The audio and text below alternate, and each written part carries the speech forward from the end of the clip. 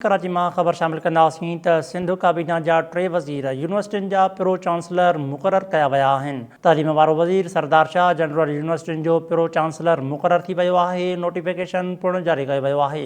आबपाशी वारो वज़ीर जाम ख़ान छोरो इंजीनियरिंग यूनिवर्सिटियुनि जो प्रो चांसलर मुक़रर कयो वियो आहे। घरू क़ानूनी ऐं पार्लियामानी मामलनि वारो वज़ीर ज़ियाउल हसन लंजार लॉ यूनिवर्सिटियुनि जो प्रो चांसलर मुक़रर कयो वियो आहे।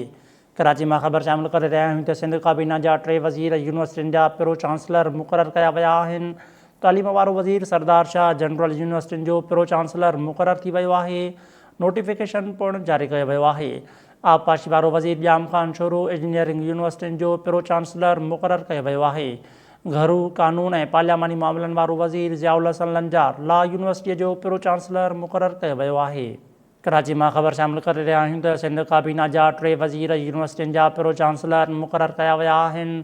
तालीम वारो वज़ीर सरदार शाह जनरल यूनिवर्सिटियुनि जो प्रो चांसलर मुक़रर थी वियो आहे। आबपाशी वारो वज़ीर जाम ख़ान छोरो इंजीनियरिंग यूनिवर्सिटियुनि जो प्रो चांसलर मुक़रर कयो वियो आहे। घरू क़ानून ऐं पार्लियामानी मामलनि वारो वज़ीर ज़ियाउल हसन लंजार लॉ यूनिवर्सिटियुनि जो प्रो चांसलर मुक़रर कयो वियो आहे। कराची में ख़बर शामिल करे रहिया आहियूं त सिंध काबीना जा 3 वज़ीर यूनिवर्सिटियुनि जा प्रो चांसलर मुक़रर कया विया आहिनि। तालीम वारो वज़ीर सरदार शाह जनरल यूनिवर्सिटियुनि जो प्रो चांसलर मुक़रर थी वियो आहे। नोटिफिकेशन पिणु जारी कयो वियो आहे। आबपाशी वारो वज़ीर जाम ख़ान छोरो इंजीनियरिंग यूनिवर्सिटियुनि जो प्रो चांसलर मुक़रर कयो वियो आहे।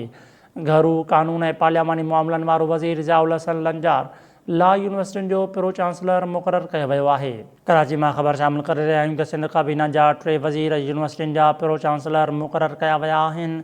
तालीम वारो वज़ीर सरदार शाह जनरल यूनिवर्सिटियुनि जो प्रो चांसलर मुक़रर थी वियो आहे। नोटिफिकेशन पिणु जारी कयो वियो आहे।